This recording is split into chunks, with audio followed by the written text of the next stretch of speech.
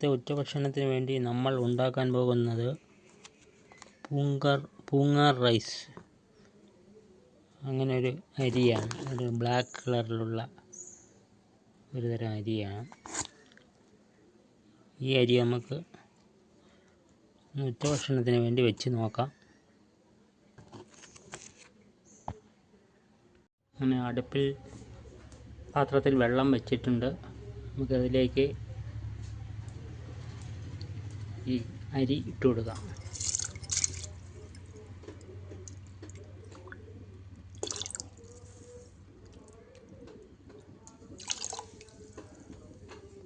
തിളക്കട്ടെ, എത്ര സമയം എടുക്കുമെന്ന് നമുക്ക് നോക്കാം. ഇന്നത്തെ ഉച്ചഭക്ഷണം റെഡിയായിട്ടുണ്ട്. അതിൽ ഒരു തോരനാണ്, ഒരു ബീട്രൂട്ട് തോരനാണ്, കഞ്ഞിവെള്ളം, പുളിശ്ശേരി, ഇതൊക്കെയാണ്. ഇപ്പം നമുക്കൊന്ന് ടേസ്റ്റ് ചെയ്ത് നോക്കാം.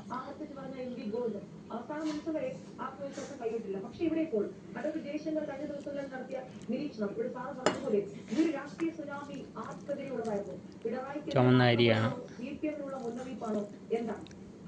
ലക്ഷ്മി, രാഷ്ട്രീയ സുനാമി എന്ന പദം തന്നെയാണ് ഒരുപക്ഷെ ഇപ്പോൾ കാണുന്ന സൂചനകൾ അന്തിമമായി യാഥാർത്ഥ്യമായാൽ ഉപയോഗിക്കാനുള്ള ഒരു വാക്ക്.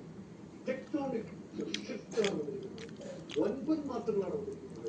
കഴിഞ്ഞ പ്രാവശ്യം LDF-നുണ്ടായ വിജയത്തെക്കാൾ ഒരുപക്ഷെ മുകളിൽ നിൽക്കുന്ന ഒരു വിജയം UDF പ്രാവശ്യം ഉണ്ടാകുന്നു എന്നാണ് പ്രാഥമികമായ നിരീക്ഷണം. സൂചിപ്പിച്ചല്ലോ, പയ്യന്നൂരിന്റെ തലസ്ഥാനത്തിന്റെ പ്രതിപക്ഷ നേതാവ് ശ്രീ VD സതീശൻ പറഞ്ഞ ചില വിസ്മയങ്ങളുണ്ട്. അത് ആലപ്പുഴ ജില്ലയിൽ അമ്പലപ്പുഴയിൽ സുധാകരൻ വിസ്മയം തീർക്കും എന്നാണ് സതീശൻ പറഞ്ഞത്.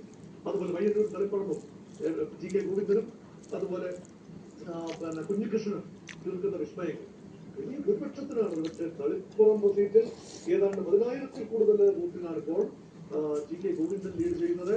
അത് പാർട്ടി സെക്രട്ടറിയുടെ ഭാര്യയെ പിന്നിലാക്കിക്കൊണ്ടാണ് മുന്നോട്ട് പോകുന്നത്. അതുപോലെ തന്നെ ലൈക്ക് ചെയ്യുക, കമൻറ്റ് ചെയ്യുക, സബ്സ്ക്രൈബ് ചെയ്യുക. എല്ലാവർക്കും നമസ്കാരം.